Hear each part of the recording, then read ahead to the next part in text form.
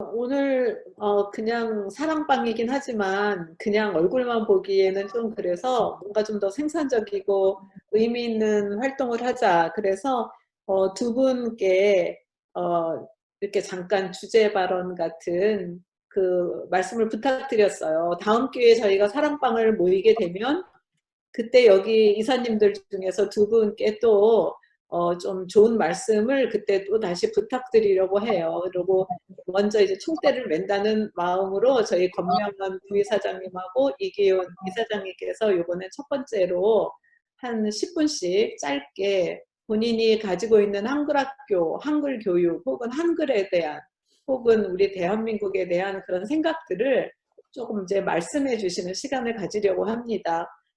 먼저 이기훈 이사장님이 말씀해 주실 거예요. 제목, 주제가 차세대 교육의 전망과 전략. 같이 한번 들어보겠습니다. 예, 감사합니다. 사실은 이사님들 중에서 저보다 교육에 대한 전문가분이 많이 계신데 제가 또 이렇게 발표를 하게 돼서 조금 부끄럽기도 하고 이거는 저희 개인적인 견해니까 한 귀로 듣고 한 귀로 흘리셔도 됩니다. 저는 1991년에 미국에 와서 올해로 꼭 30년 미국에서 살고 있습니다. 그리고 1997년에 제가 세계은행에 입사를 해서 23년 동안 일을 한 다음에 제가 이번 6월 말에 은퇴를 했습니다. 제가 월드뱅크에서 한 일은 뭐냐면 주로 빈곤 문제 그리고 빈곤 통계에 관해서 일을 했어요. 그래서 세계은행 회원국이 189개국이 있는데 그 나라들의 빈곤 문제 그리고 어떻게 하면은 그거를 해결할 수 있는지 그것에 대해서 연구를 했습니다. 23년 동안 연구 결과를 한마디로 표현을 하자면 결국 빈곤 문제는 교육의 문제입니다. 부자 나라들은 자녀들과 그리고 국민들에게 교육에 대한 투자를 많이 하고 또 그 교육의 영향으로 나라가 발전을 하고 가난한 나라들은 가난하기 때문에 교육에 대한 투자를 못하고 그것이 또 빈곤을 벗어나지 못하게 하는 그런 요인이 되고 있습니다. 우리가 얘기할 때 우리나라 교육이 문제가 굉장히 많다 그래요. 그런데 다른 나라에서 볼 때는 우리나라 교육은 정말로 앞서가고 있고 그리고 우리를 엄청나게 부러워하고 있습니다. 부러워하고 있는 나라 사람들 중에서 우리 지난 대통령이었던 오바마 대통령은 우리나라에 대한 거의 전도사 같은 사람입니다. 기회가 있을 때마다 한국에 대한 교육과 그리고 한국의 발전 사항을 전파를 하고 있는데요. 그래서 우리나라가 참 세계적인 좋은 제품들을 많이 생산하고 있고 또 뭐 문화, 특히 뭐 드라마나 음악이나 할 것 없이 조그만 나라가 세계적인 인기를 끌고 있는 것에 대해서 너무너무 좋게 얘기를 하고 있습니다. 2010년에 한국에서 세계의 중요한 20개 나라가 모인 G20 미팅이 있었습니다. 그것을 이명박 대통령 때 한국에서 개최를 했었는데 굉장히 성공적으로 진행이 됐어요. 그래서 마지막 날 오바마 대통령이 기자 간담회를 하면서 기자들한테 한국 기자들한테 특별히 질문을 할 기회를 줬습니다. 오바마 대통령이 생각했던 거는 뭐냐면 백악관에서 기자 간담회를 하면 이게 모든 기자들이 손을 들면서 자기가 질문을 하게 해달라고 하시잖아요. 그래서 한국 기자들한테 이런 기회를 먼저 준 것입니다. 그랬는데 그 자리에 100명이 넘는 한국 기자들이 있었는데 아무도 손을 들고 질문을 하는 사람이 없었어요. 그래서 오바마 대통령이 아마 이거는 영어를 잘 못하니까 그러면 통역을 붙여줄 테니까 질문을 하라고. 그래서 손을 들려고 그러는데 아무도 기자도 손을 들고 얘기를 못했어요. 그러자 답답해가지고 중국 기자 한 명이 나는 한국 기자는 아니지만 제가 질문해도 되겠습니까? 물어봤어요. 그랬더니 오바마 대통령이 나는 처음에 한국 기자에게 먼저 발언권을 주겠다 이렇게 말을 했어요. 그랬는데 뭐 몇 분이 지나도록 아무도 손을 안 들었어요. 그래서 어쩔 수 없이 오바마 대통령이 웃으면서 그럼 중국 기자가 질문을 하게 해서 중국 기자가 질문을 했습니다. 어떻게 보면 굉장히 좀 창피한 일이에요. 왜냐면은 이런 기자가 이런 데서 대통령한테 질문을 하면 그 기자 자체도 굉장히 영예스러운 일인데 그런 게 준비가 아무것도 안 돼 있다는 거죠. 그래서 이 사태를 어떻게 원인이 뭐였느냐, 그거는 저는 한국 교육의 문제점이라고 생각합니다. 그러면 한국과 미국 교육이 다른 점이 뭐가 있을까요?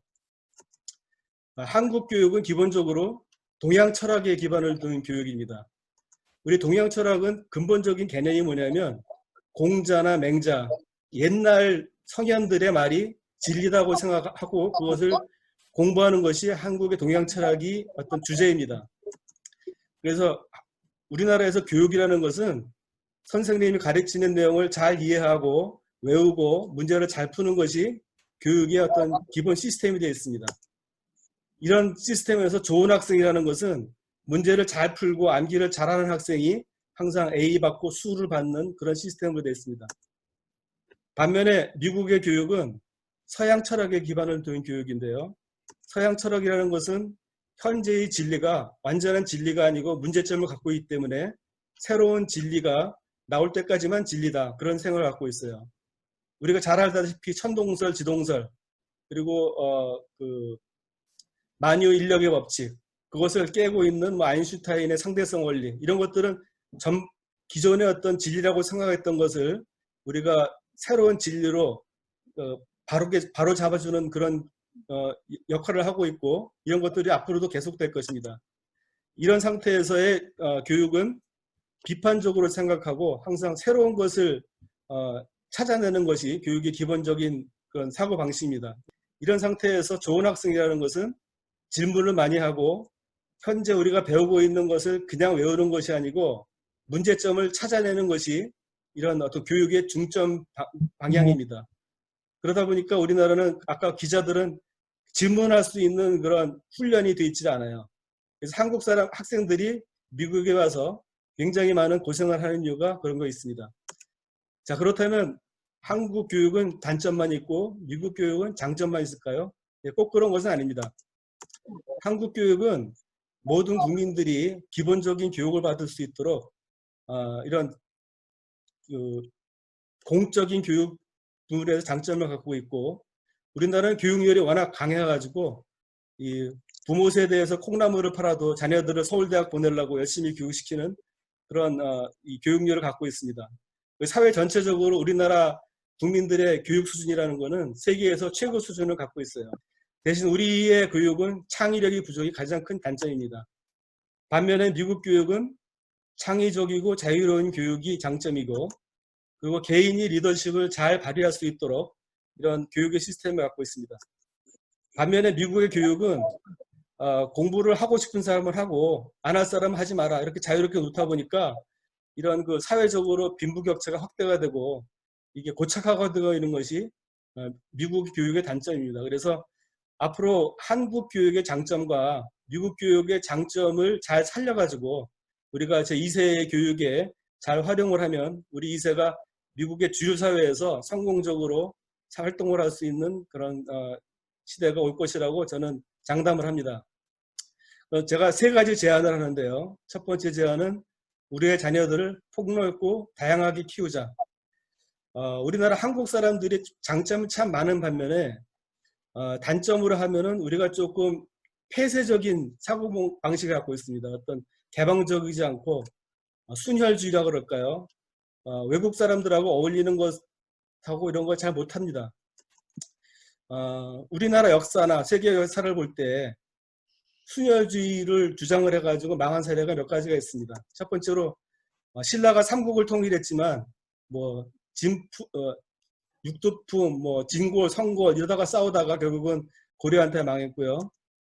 조선 말기에 대원군의 세국 정책으로 인해 가지고 결국 우리나라가 일본의 식민지가 되는 비극을 맞이했습니다. 똑같이 지금 북한이 하고 있는 것들이 대외의 무역 같은 걸 다 차단을 하고 우리 민족끼리 잘 살자, 그런 자력갱생 정책은 정말로 잘못된 정책입니다. 그래서 결국 2천만 북한 동포들이 고생을 하고 있습니다. 반면에 혼합주의로 성공한 세력도 많이 있습니다. 세계적으로 보면은 로마나 미국이 제국을 이룰 수 있던 그런 근본적인 원인은 식민지를 경영을 하면서 세계의 인재들을 받아들이고 그 인재들을 바탕으로 해서 정책을 실행을 했기 때문에 우리 큰 제국을 이루고 있고, 지금도 우리가 미국이 세계 최고의 강대국이 될 수 있던 근본적인 원인이 미국 정책이 그 개방성이라고 저는 믿고 있습니다. 그리고 사실은 15세기까지는 일본이 우리나라보다 훨씬 더 문화적이나 떨어진 그런 민족이었는데, 16세기에 유럽의 열강들이 아시아로 왔을 때 그런 유럽의 어떤 그 문화를 적극적으로 수용한 것이 일본이 발전을 하고, 나아가서는 우리나라가 일본의 식민지가 되는 그런 비극을 맞게 되었던 것입니다. 그래서 우리가 조금 더 다른 민족이나 이런 것에 대한 좀 다양하고 폭넓은 그런 자세로 자녀들을 교육하는 것을 저는 이제 첫 번째로 꼽았습니다. 그리고 우리가 아까 말씀드렸다시피 저는 미국 생활을 하면서 요즘같이 이렇게 우리나라가 자랑스러운 적이 없어요. 시장에 가면은 가장 좋은 제품은 한국 제품이고, 미국 사람들도 한국말을 잘하고, 그다음에 뭐 드라마라든지 노래라든지 이런 것들이 정말로 자랑스럽게 느껴지는데, 그 원인을 저는 두 가지로 봅니다. 하나는 박정희 대통령이 1960년대에 경제 개발을 통해서 우리나라뿐만 아니라 세계 시장에 진출을 하게 만들었고, 두 번째로는 김대중 대통령이 그 당시에 일본 문화, 그 다음에 스크린 쿼터라 해가지고 외국 문화가 한국으로 들어오는 것을 막는 정책을 반대를 했어요. 그래서 문화를 개방을 함으로써 우리나라 오히려 문화 순위이 올라갔습니다. 그래서 앞으로도 우리가 그 안으로 수그러들 것이 아니라 개방하고 그리고 밖으로 나갈수록 우리 자녀들이 더 성공할 확률이 높아진다고 생각을 합니다. 자, 두 번째로는 우리 자녀들을 전문가로 키우자는 제안을 합니다. 과거에는 미국 사람들이 대학을 한 20, 30%밖에 안 갔어요. 그런데 지금은 젊은이들이 대학 진학률이 75%가 됩니다. 우리 자녀들이 살 때는 평균 수명이 90세를 넘어갑니다. 그러면은 인생을 세 단계로 나눠가지고 30년 공부하고 30년 사회생활하고 30년 이제 휴식하는 이런 시스템이 확립이 될 겁니다. 이 대학원이나 전문학교, 말하자면 의대, 약대, 법대, MBA 이런 식으로 자기 분야의 특별한 전문가로 우리가 자라나야지 이사가 성공할 수 있다고 생각합니다. 세 번째 제가 제안하고 있는 것은 한국인들을 통합할 수 있는 네트워크를 결성하고 지원하자는 것입니다. 무슨 얘기냐면 우리가 벤치마킹을 할 수 있는 미국 내에 그런 민족이 있어요. 저는 그것을 유대인이라고 생각합니다. 유대인들은 우리보다 100년 먼저 미국에 왔고 우리가 따라가야 할 수 있는 그런 모범이상이라고 생각을 합니다. 제가 한 가지 질문 하나 드려볼게요. 지금 우리는 재미의 한국인입니까? 한국계 미군인입니까? 그 두 개가 뭐 비슷한 뜻이긴 하지만 조금 차이가 있습니다. 우리가 이제 아프리칸 아메리칸 하면 아프리카 출신 흑인 미국인을 말하죠. 아시안 아메리칸이라면 우리같이 아시아 출신 미국인을 말합니다. 아이리시 아메리칸 하면 아일랜드 출신 미국인, 뭐 프렌치 아메리칸 하면 프랑스 출신 미국인. 그런데 이스라엘 출신 미국인, 유대인이라고 그러죠. 유대인을 영어로 말하면 주이시 아메리칸이라고 할까요? 물론 그렇게 쓰는 사람도 있지만 아메리칸 주라는 말을 더 많이 씁니다. 이 두 개가 무슨 차이가 있느냐면, 자, 예를 들어서 러시안 주 하면은 러시아에 사는 유대인, 에티오피안 주 하면 이디오피아에 사는 유대인을 말합니다. 미국에 살거나 러시아에 살거나 우리는 유대인인데 다른 나라에 살고 있다는 그런 의미를 갖고 있고요.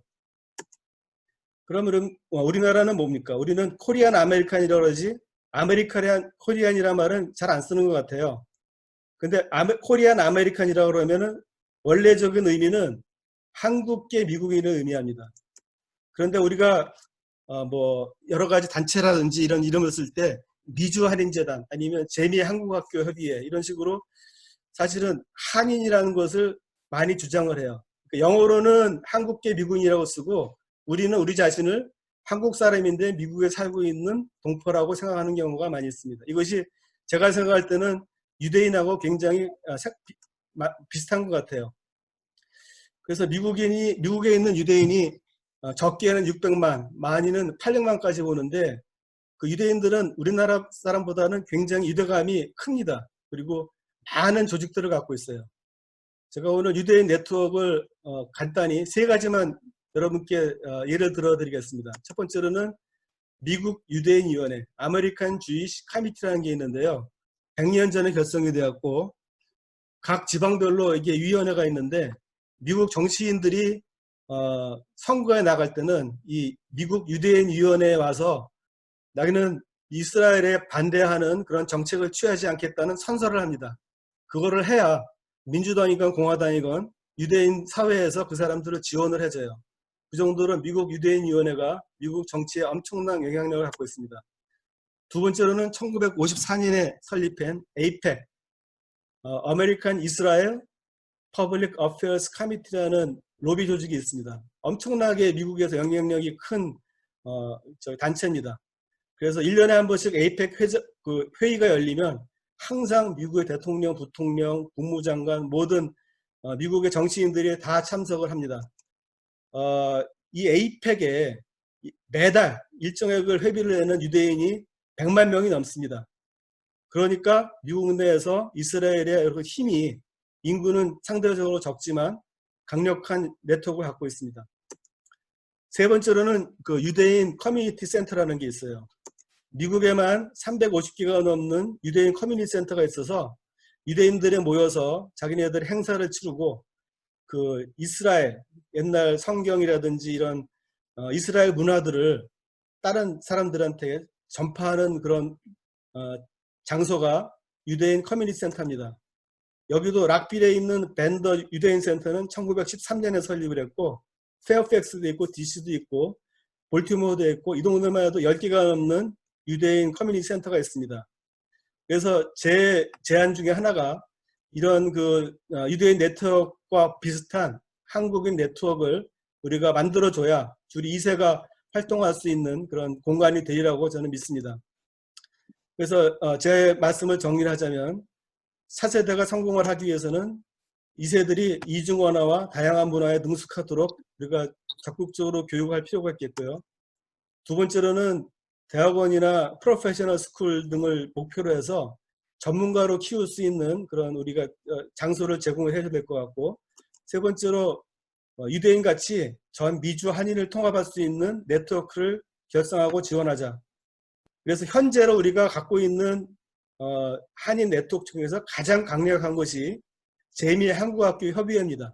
그래서 우리가 워싱턴 협의회에서 출발을 사실은 많이 지원을 했고 지금도 14개 지역 단체가 있고 1000개가 넘는 한국학교들이 소속이 되어 있습니다. 그리고 가장 조직적으로 잘 네트워크 형성이 되고 있는 것이 재미 한국학교 협의회입니다.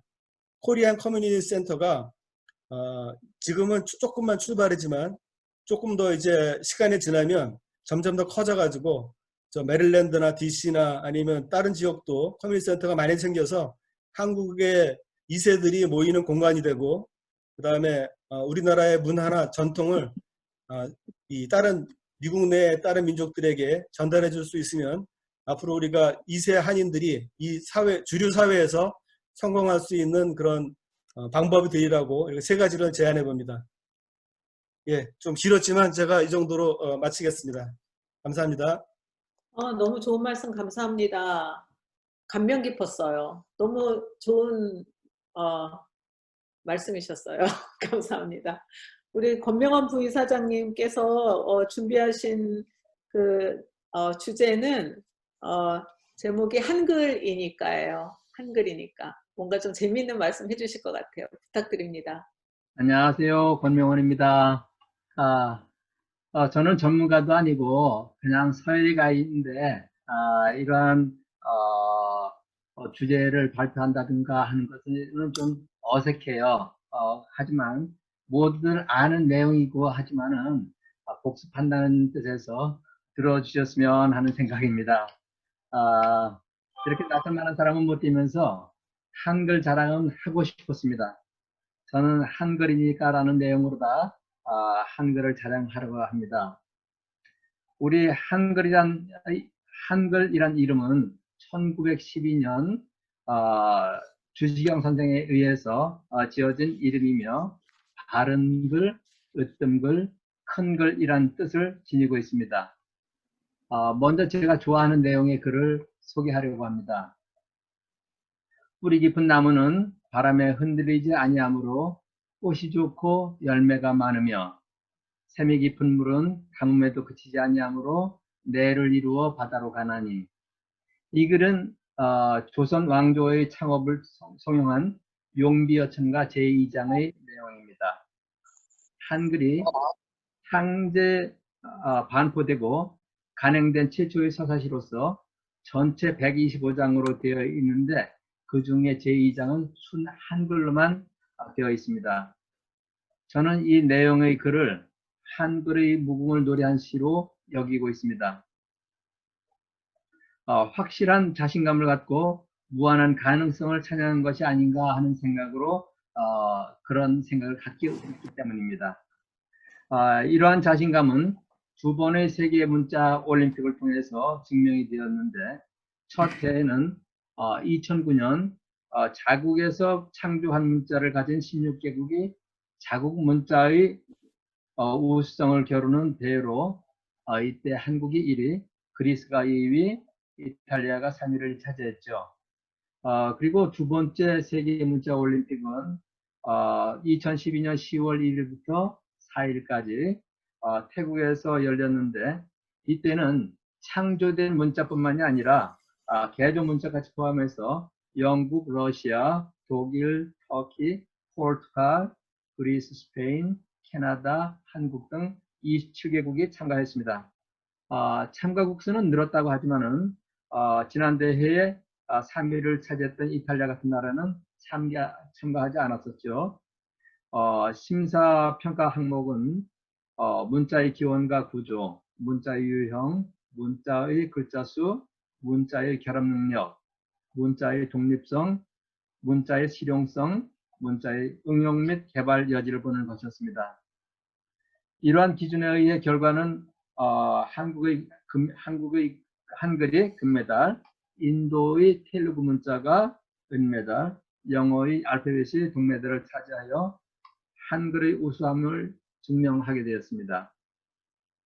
문자는 언어와는 달리 쉽게 변하지 않는 데다 이번 대회에는 창조 문자, 개조 문자까지 참가한 만큼 사실상 문자 올림픽은 이번이 마지막이라고도 발표했었습니다. 결과적으로 한글이 인류 역사상 가장 뛰어난 문자라는 사실이 세계에 공인된 것입니다.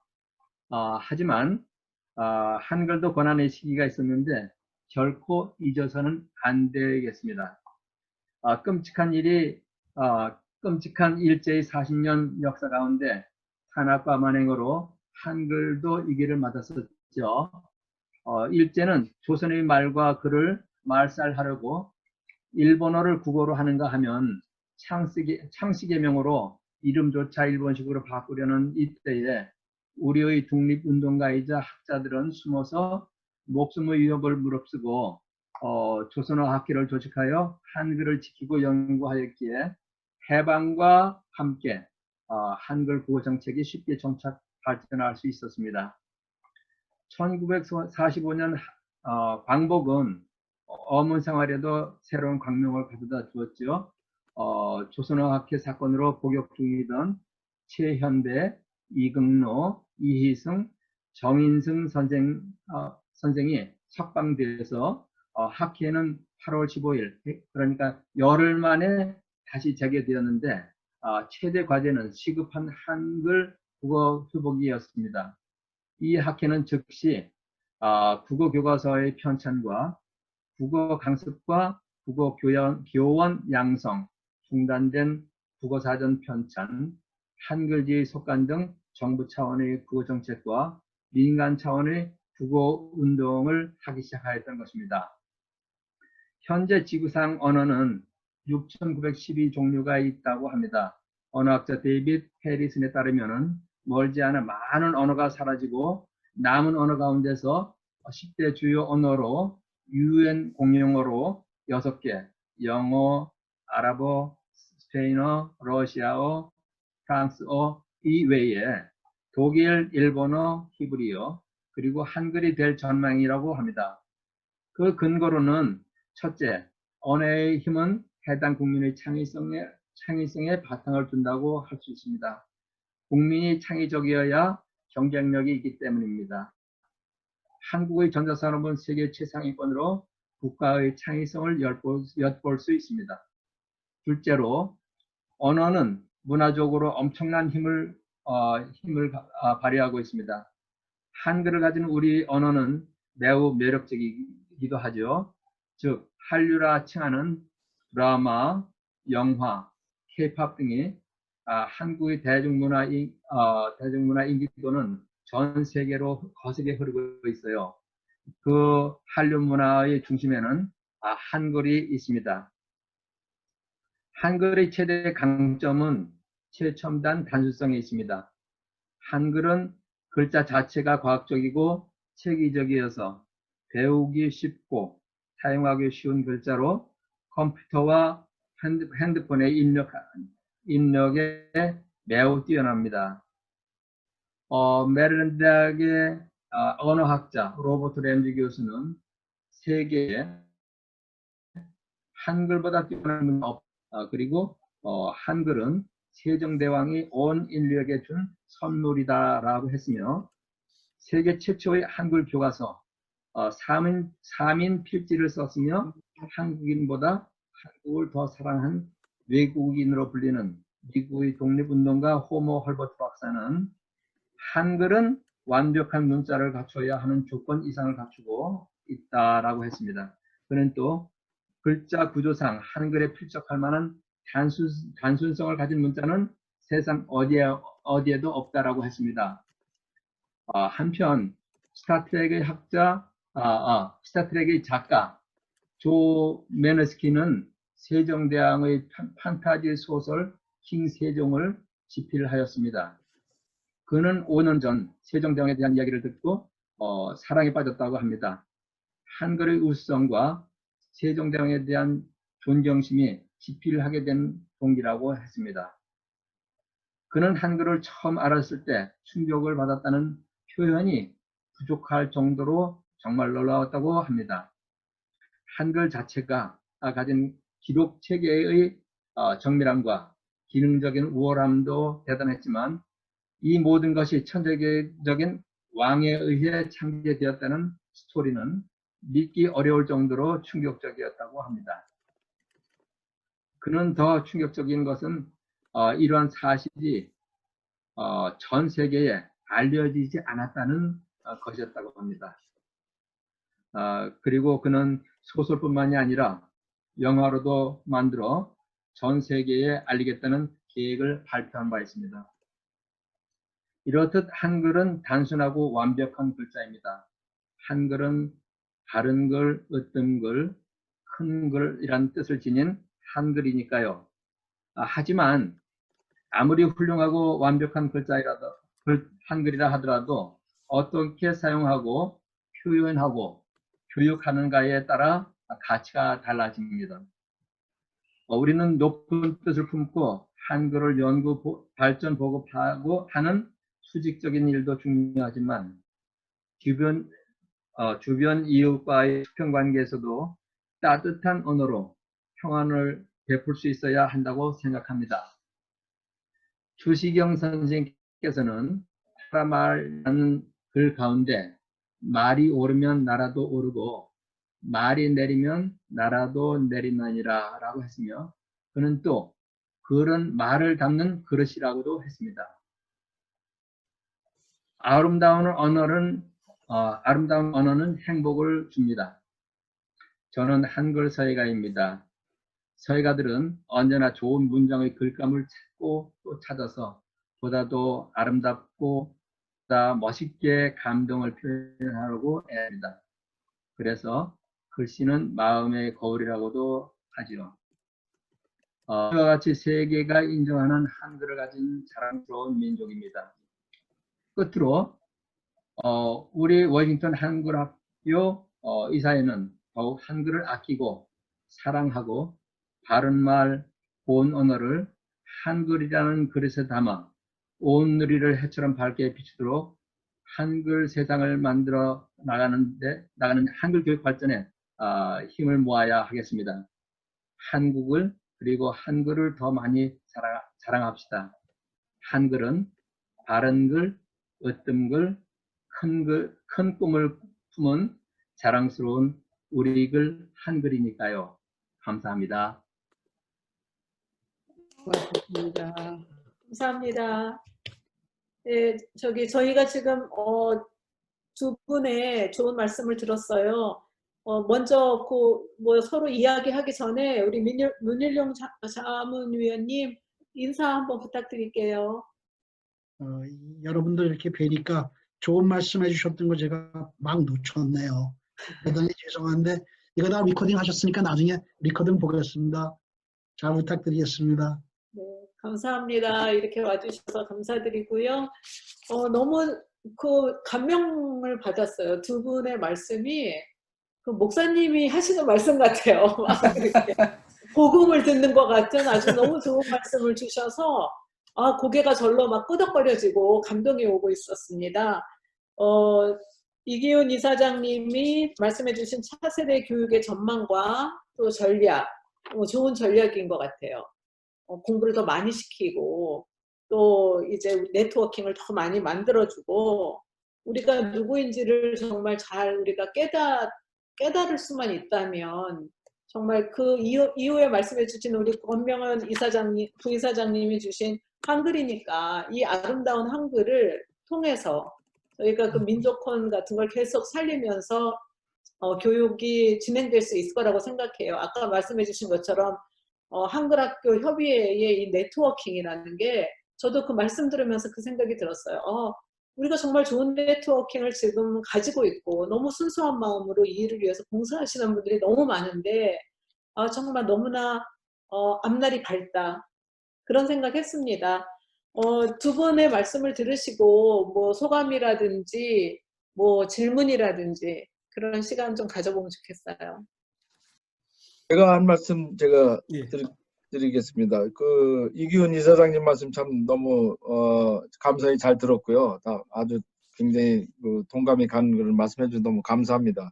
그래서 제가 이거를 들으면서 전에 뭐 생각했던 거 또 오늘 이렇게 생각한 것들을 제가 지금 좀 이렇게 적어봤는데 유대인하고 그 한국인들의 이제 유사점과 차이점에 대해서 이제 많은 사람들이 그동안 얘기를 했는데 이제 제가 나름대로 이렇게 생각해 본 것 중에 하나는 우선 첫째는 이제 유대인들이 미국에 이민 와서 그 역사가 굉장히 오래됐고요. 100년 이상이 됐고 그다음에 이제 우리 한국인의 이민 역사라는 거는 물론 그 하와이 그 시절부터 그 사탕수 농장부터 그때 1910년 그 당시부터 시작됐지만 실제로 이제 본격적으로 그 이민 사회가 형성되고 그런 공동체가 이제 생기기 시작한 게 60년대 이후 그때기 때문에 굉장히 그 유대인에 비해서 그 역사가 굉장히 이제 짧다고 생각하는데요.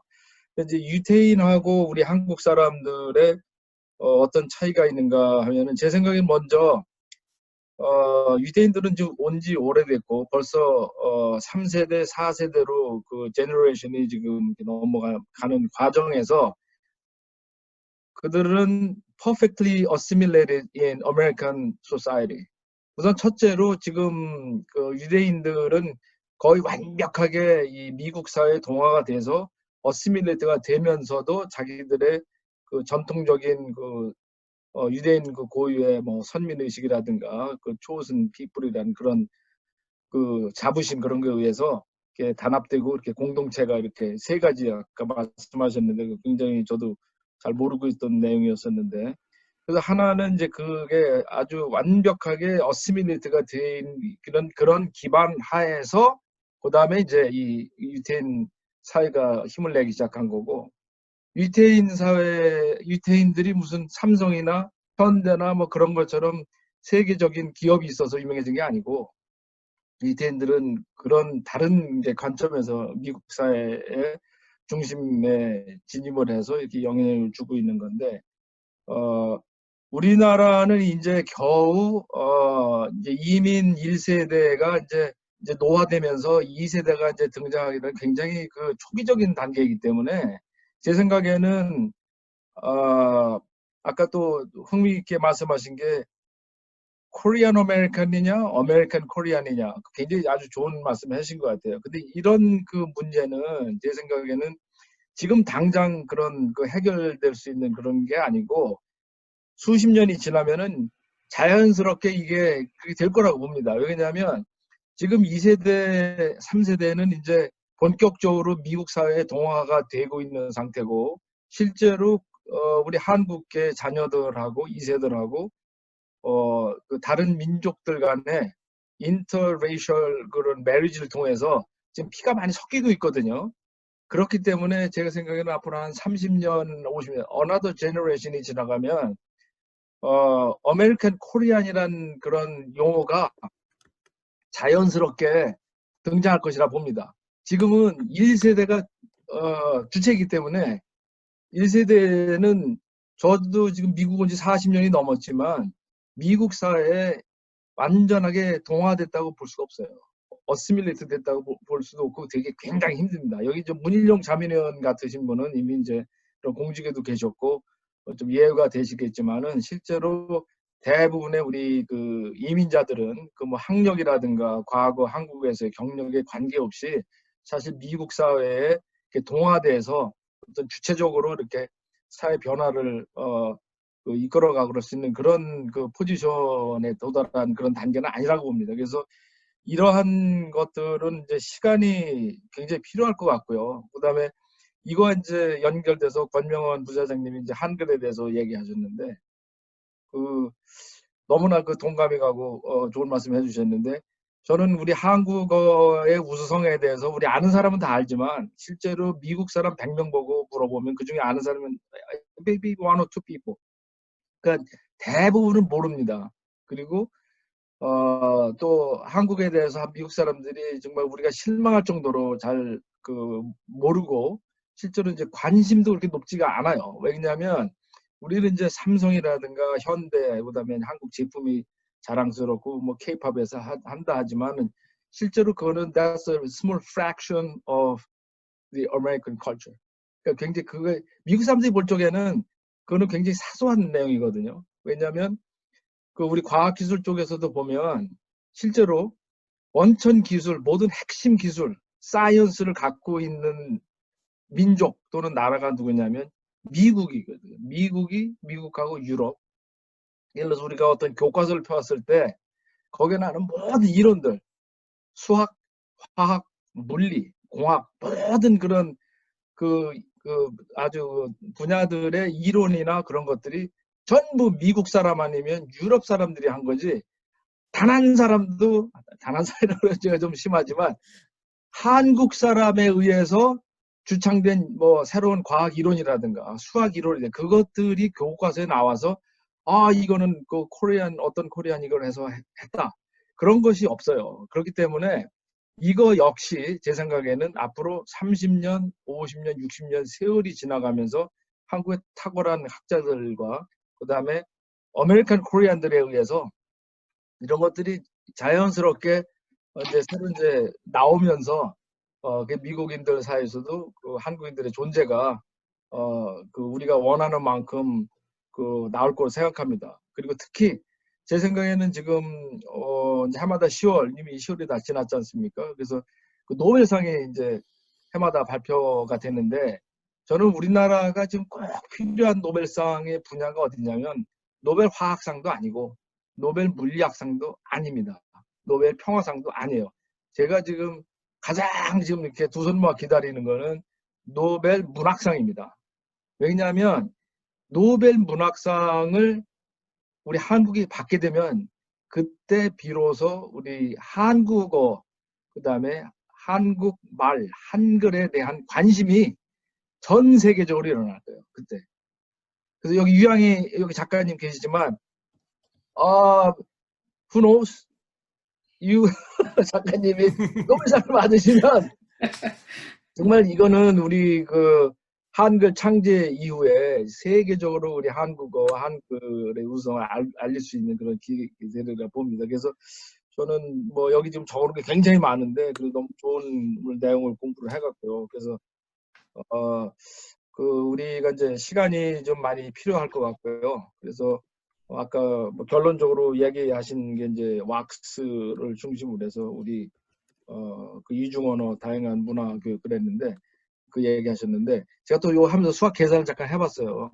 미국 여기 우리 아이들이 미국 학교 퍼블릭 스쿨에 가서 하루에 몇 시간 공부하지? 한 5시간 하나요? 5교시?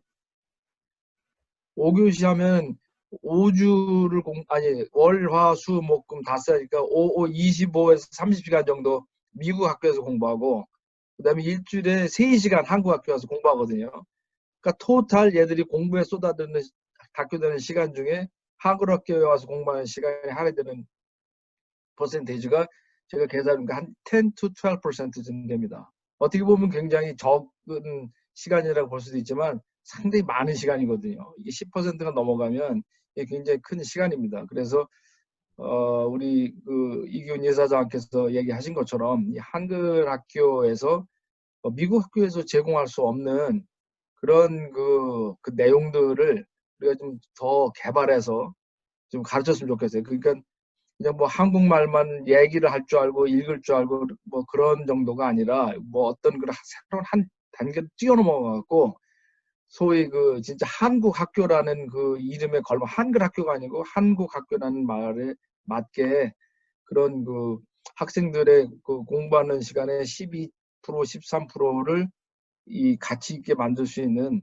그런 새로운 그 한글 학교 교육의 패러다임이 앞으로 그게 개발되어야 될 것 같습니다. 그렇지 않고 그냥 뭐 애들이 와서 한국말 배우고 뭐 한글 뭐 쓰고 뭐 그런 정도로 해갖고서는 저희 지금 오늘 저녁 시간에 지금 말씀하신 그런 정말 원대하고 우리 정말 꿈 같은 그런 미래의 그 미국 그에 있는 아메리칸 코리안들의 그런 꿈이 그 실현되기는 좀 힘들 것 같아요. 그래서 다 같이 고민하고 연구해야 될 것 같습니다. 제 말씀이 좀 길어져 죄송한데요. 이상입니다. 예. 네, 감사합니다. 예, 예. 감사합니다. 그 사이에 우리 이청영 이사님 두 아유, 분 안녕하세요. 안녕하세요. 오디오를 키셨나요? 예, 죄송합니다. 네, 좀 늦었습니다. 반갑습니다. 제가 방금 도착했습니다. 예. 잠깐 인사하시죠. 예, 안녕하세요. 늦어서 죄송합니다. 이청영입니다. 여러분들 만나뵙게 돼서 반갑습니다. 어떻게 보면 저 최기용 이사님 말씀 듣다 보면 또 약간 이거 정말 될까 앞으로 30년, 60년 후에 될까 그런 생각도 드는데 지금 저희가 하는 일들이 그런 씨앗을 심는 일 같다는 생각이 들었어요. 말씀 들으면서 이게 너무 작은 씨앗이고 정말 뭐 겨자씨처럼 뭐 보이지 않는 그런 수준의 작은 것 같지만 언젠가는 그 이제 커다란 나무를 이룰 것 같다는 그런 좀 벅찬 감정이 드는데요.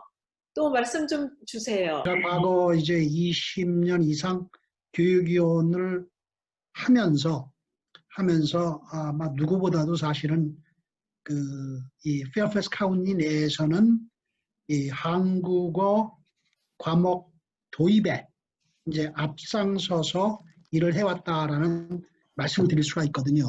근데 이제 그러면서 뭐 사실 뭐 제가 뭐 혼자 한 건 아니지만은 한국 정부의 도움도 받은 것 부분도 상당히 있고 펀딩 부분에 있어서요. 처음에 특히 과목 학교에 도입할 때 seed money 비슷하게 저희들이 이제 펀딩 받는 부분도 있고 지금도 받고 있고요. 받고 있고 또 이제 학생들이 결국은 이제 수강 신청을 해주니까 이제 과목에 도입이 될 수 있는 거고 이런 건데 제가 이제 더 이상은 이제 교육위원이 없단 말입니다. 그래서 지금 이게 저희 페어팩스 카운티 같은 경우는 이제 1999년서부터 시작해서 지금 20년 동안에 걸쳐서 한 학교에서 시작했던 것이 지금은 상당히 여러 군데에서 지금 한국어를 가르치고 있거든요. 근데 이것이 중단하지 않고 계속 확대되었으면 좋겠다 하는 차원에서 말씀을 드리는 것에 우리 그 한국 학교에서 할 수 있는 게 무엇이 있을까? 한인 동포사에서 할 수 있는 것이 무엇일까? 하면은 저희들의 요구 사항을 요구사항을 이러한 그 교육 정책을 수립하는 교육위원들이라든지 교육위원회, 교육감, 이런 또 실무자들한테 전하는 겁니다. 저희들이 하나의 어떤 이걸 정치라고 말씀을 드리면 조금 어떻게 들으실지 모르겠지만은 어떤 정치 집단이 돼야 돼요. 그래서 저희들의 요구사항을 강력하게 전하고 이게 관철되도록 이렇게 노력하는, 그 말씀을 왜 드리는 거냐면은 아까 우리 최규용 이사님도 말씀하셨을 때 우리 학생들이 한국 학교에 와서 보내는 시간, 그리고 학교에 가서 보내는 시간, 이렇게 비교해 볼 때 많다 적다 하는 부분에 있어서는 뭐 우리 최 이사님은 그래서 상당히 많다라는 말씀을 이제 하셨고요. 또 한편으로는 학교에서 보내는 시간이 더 많다고 볼 때 혹시 그 시간에서 일부라도 우리 한국어 교육이나 어떤 한국 문화, 한국 역사 교육에 있어서 우리 학생들이 좀 더 많은 기회를 가질 수 있도록 해야 되지 않겠느냐 하는 게 볼 때 조금 교육청하고 교육위원회하고 좀 손발을 맞춰서 같이 서로 상호 협조하고 보조하는 이런 게 됐으면 얼마나 좋을까 하는 생각을 합니다. 한국어 학교에서 못 해주는 것을 공교육 시스템에서 해주고, 공교육에서 채 못하는 부분을 토요일 날 주말 한국어 학교에서 좀 해주고, 이러면서 좀 더 많은 이런 공부할 수 있는 기회를 많은 학생들에게 많이 좀 부여해야 되겠다.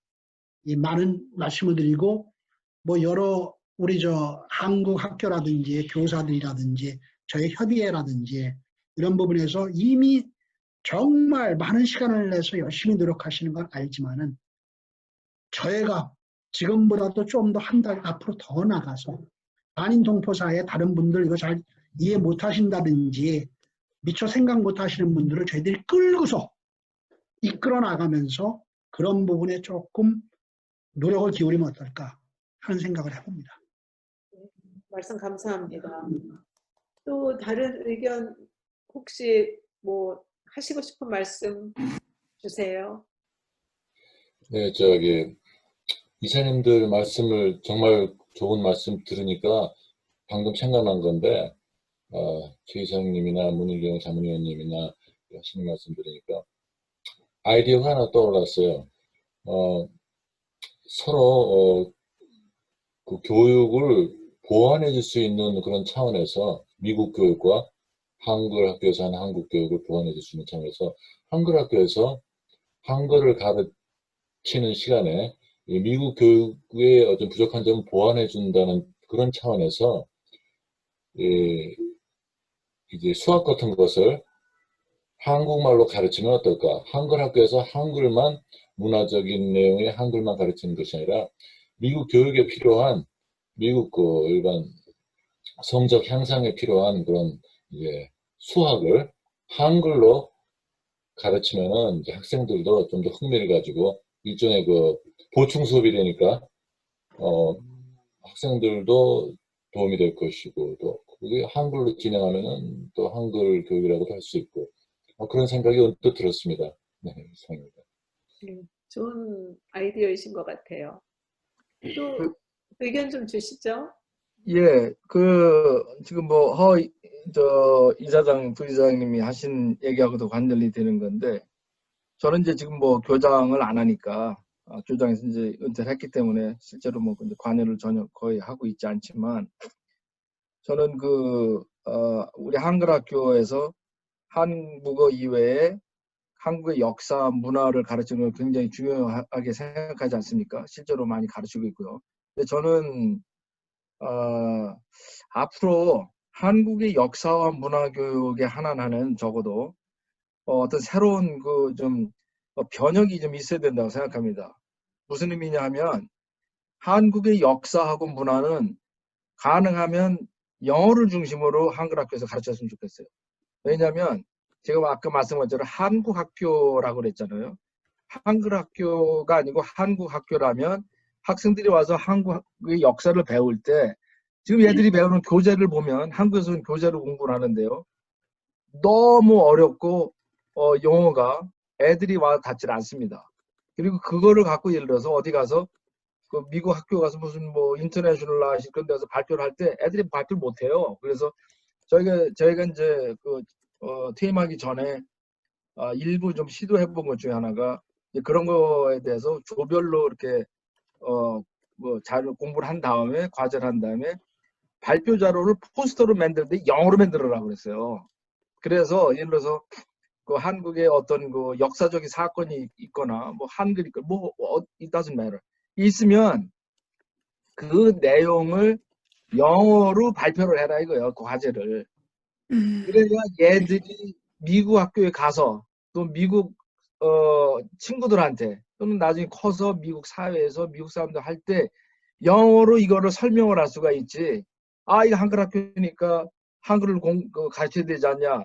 저는 그런 좁은 생각에서 탈피된다고 생각합니다. 특히 역사하고 문화는. 이거는 애들이 영어를 중심으로 해서 가르쳐서 얘들이 바로 이렇게 업소브를 할 수 있는 그 내용을 저희들이 그 전달해 줘야 되고, 그래서 얘들이 학교에 가서 어떤 뭐 에이시언 스타디 같은 거 공부하는 그 기회가 있을 때 얘들이 손 번쩍 들고 우리 코리안 컬처 히스토리에 대해서 우리 할 말이 있다 그럴 때 영어로 얘기를 할 수 있어야 되거든요. 그래서 그런 거는 앞으로 제 생각에는 이제 왁스 같은 데가 지금 뭐 이런 우리 워싱턴 지역만이라도 중심이 돼서 그런 그 특별한 그 연구를 좀 해갖고 그런 거를 시도해 보는 게 굉장히 필요할 것 같아요. 그렇지 않으면 애들이 한국 학교에 가서 한국말로 뭐 신라, 백제, 조선 아무리 공부해야 얘들이 이해도 잘 안 되고 한국말로 하는 게 그걸 갖고 서 다른 사람, 다른 민족들, 그 미국 사람들한테 설명을 할 수가 없어요.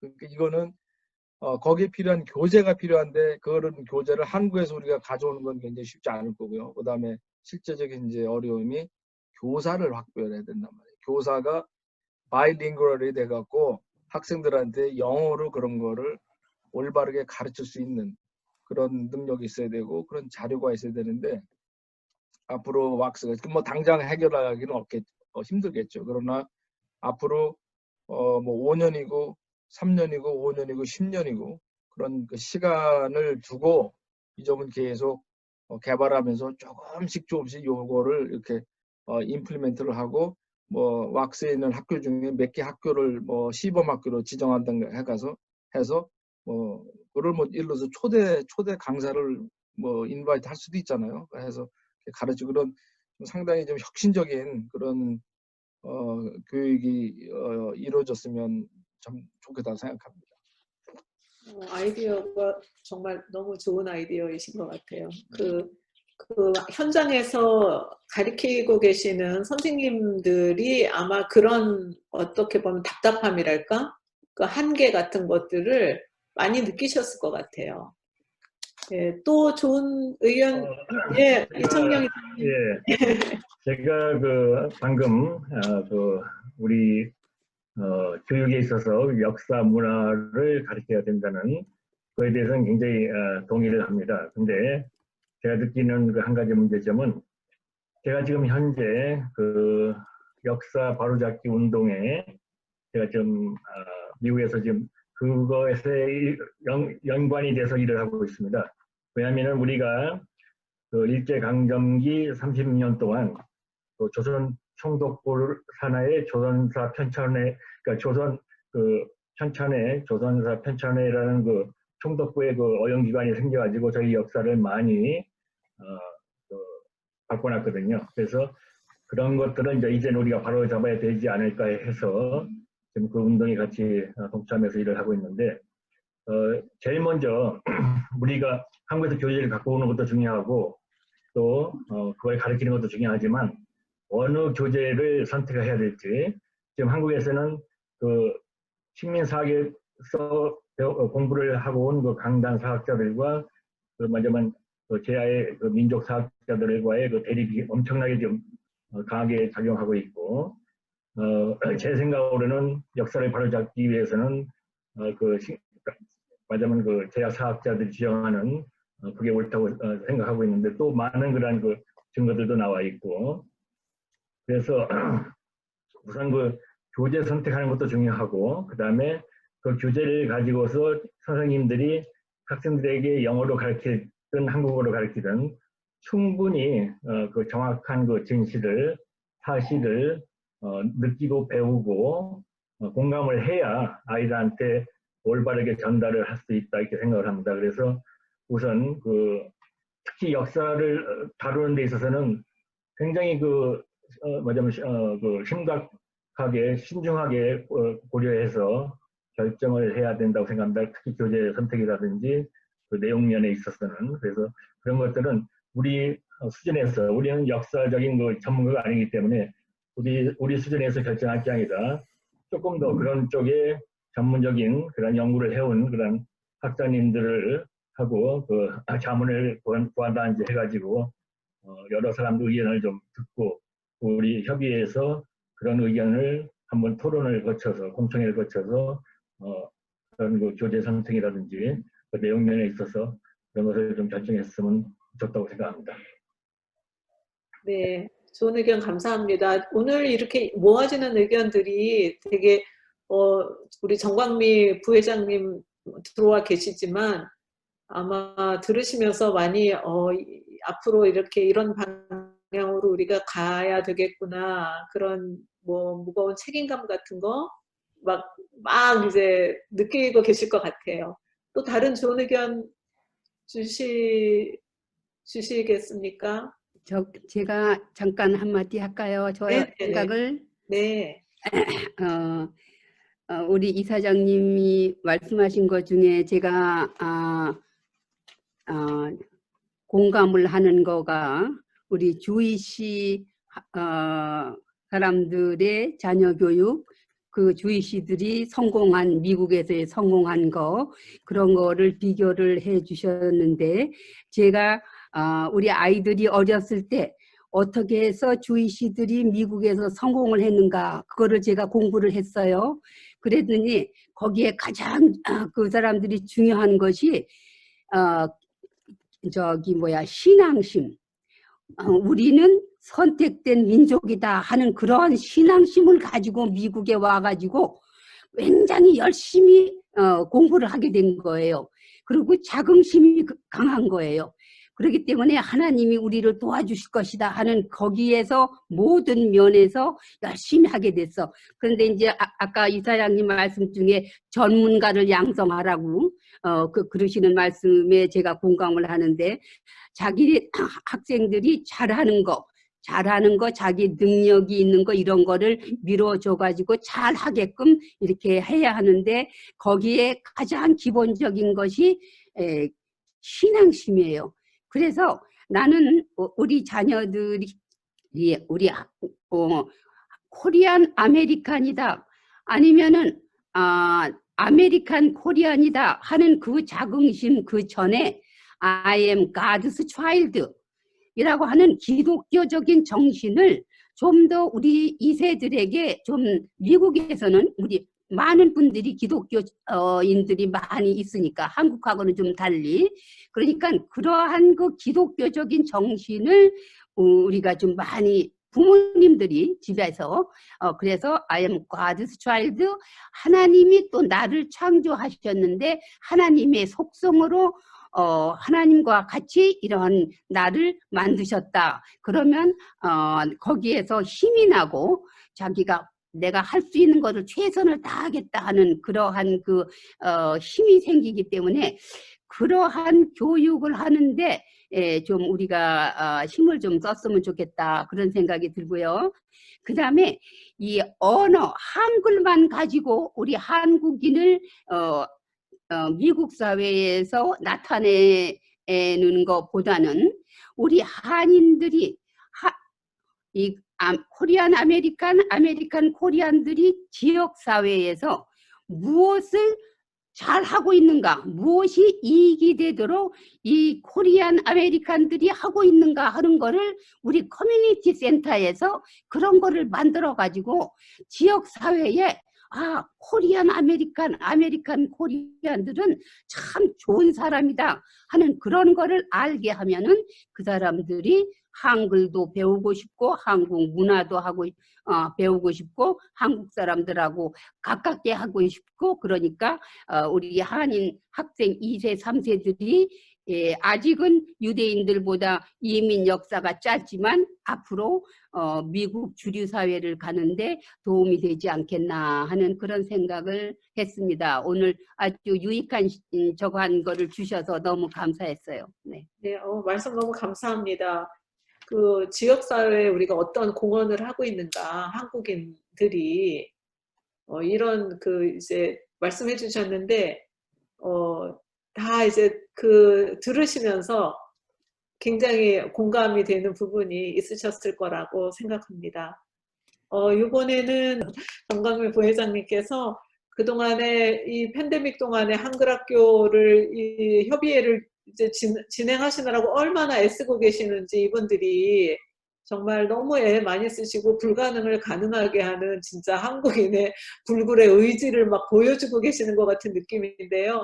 어떻게 하고 계시는지 또 아니면 2020년 말까지 어떤 계획 가지고 계시는지 좀 잠깐 말씀해 주세요. 네, 감사합니다.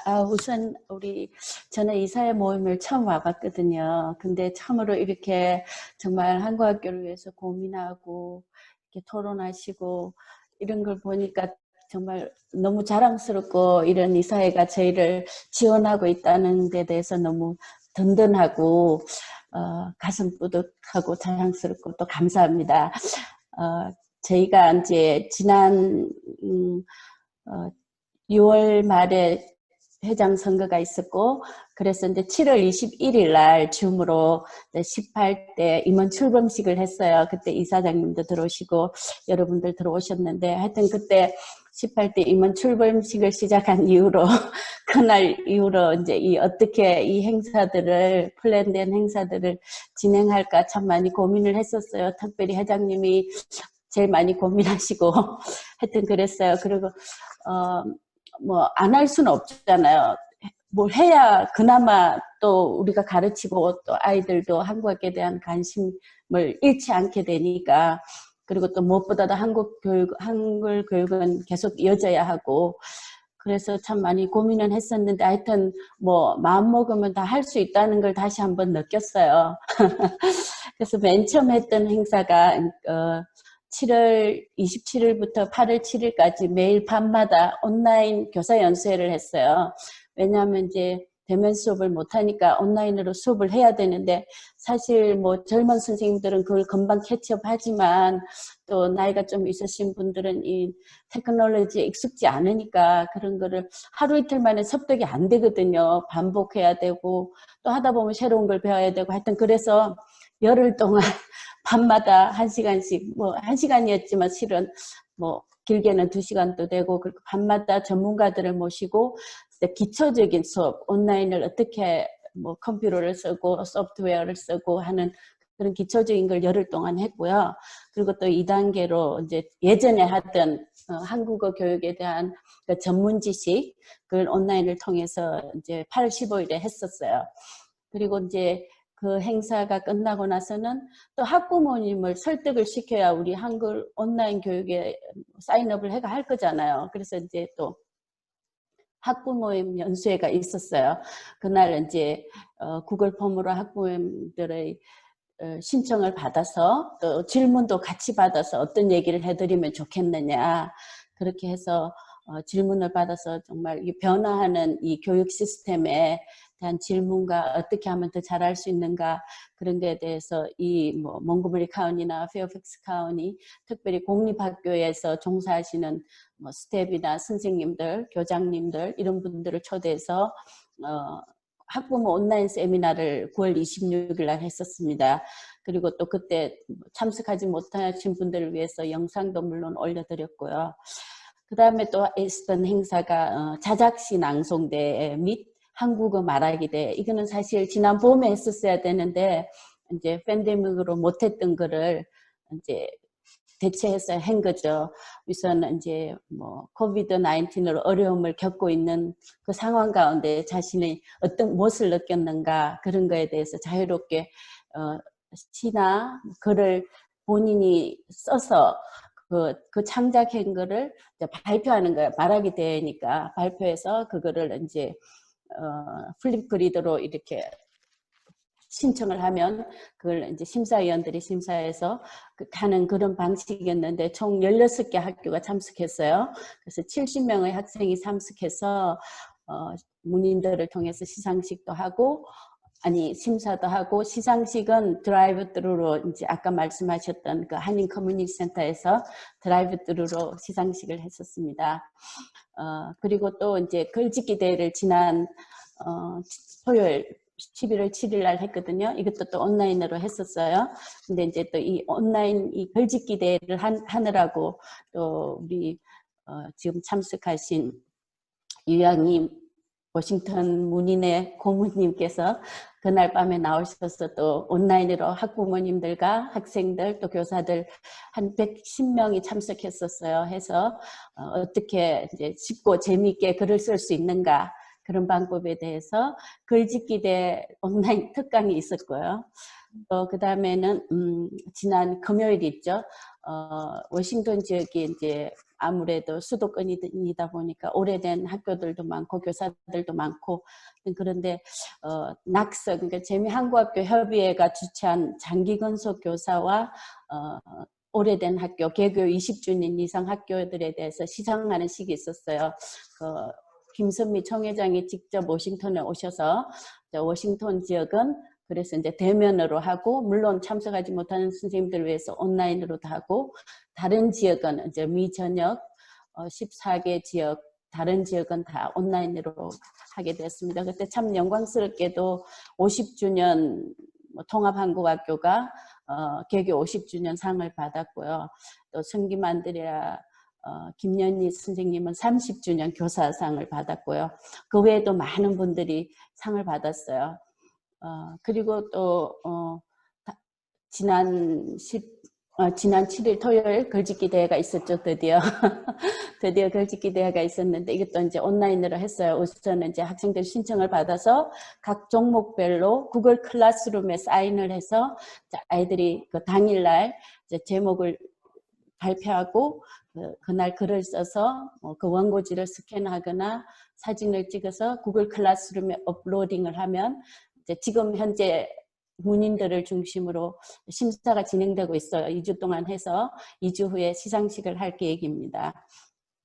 근데 이번 행사에는 25개교 학교에서 172명이 참석했어요. 대면으로 할 때랑 거의 비슷한 인원이 참석했어요. 참 행사가 정말 긴장되어서 임원들이 거의 2주일 동안 밤마다 미팅을 해가면서 준비를 했는데 하여튼 뭐 힘들었지만 재밌고 또 저 자신도 많이 배웠어요. 그래서 참 좋았습니다.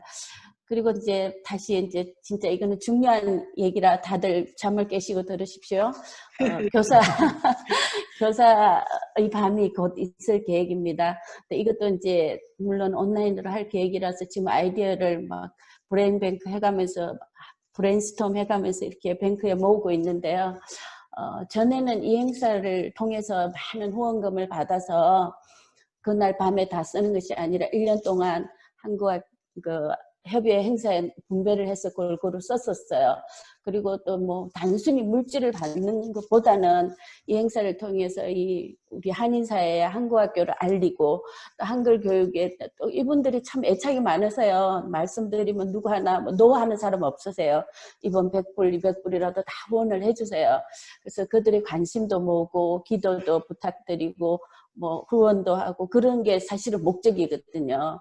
근데 올해는 이제 그러지 못하니까 가가오 방문을 못하니까 이제 편지로 후원 레터를 보내는데 참 편지만 딸랑 보내기가 참 민망해요.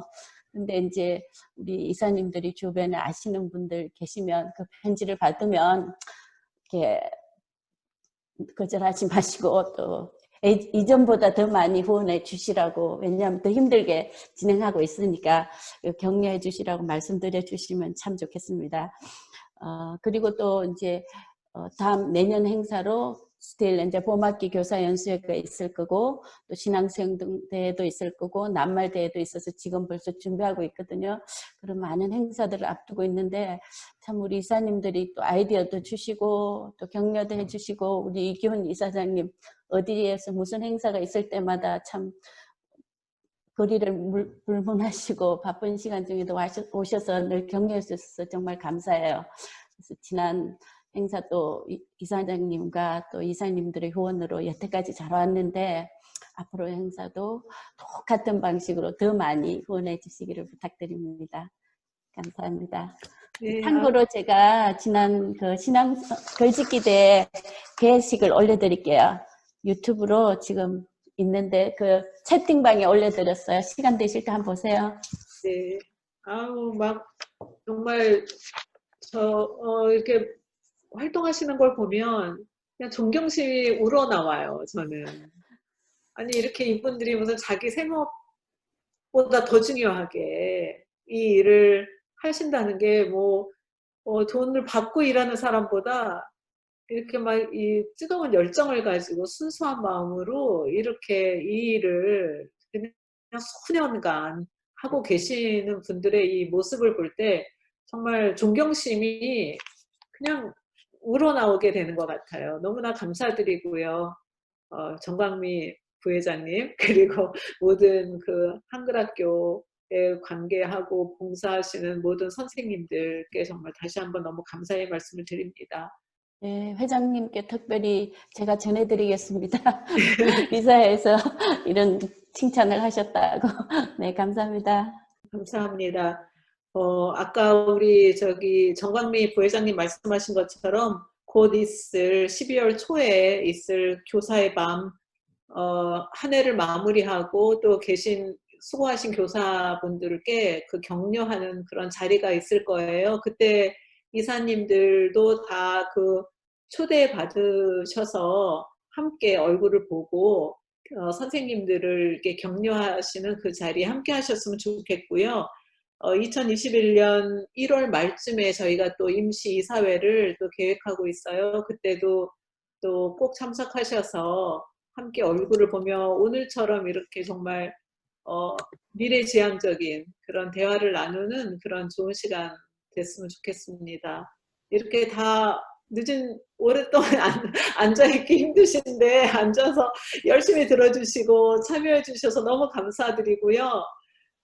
다음 모임 때 교사의 밤 그 시간에 꼭 함께 해주시고 아까 정광미 선생님 말씀하신 것처럼 후원의 편지를 받으시면 아낌없이 주는 나무가 되어주셔가지고 아낌없이 후원해 주시고 우리가 마음으로만 격려하는 게 아니라 이 행동으로도 그 격려를 보여주시는 그런 기회가 됐으면 좋겠고 혹시 주변에 우리 교사들을 이렇게 격려하는 자리에 후원하고 싶다는 분들 혹시 계시면 이렇게 많이 선전해 주시고 알려주시면 감사하겠습니다.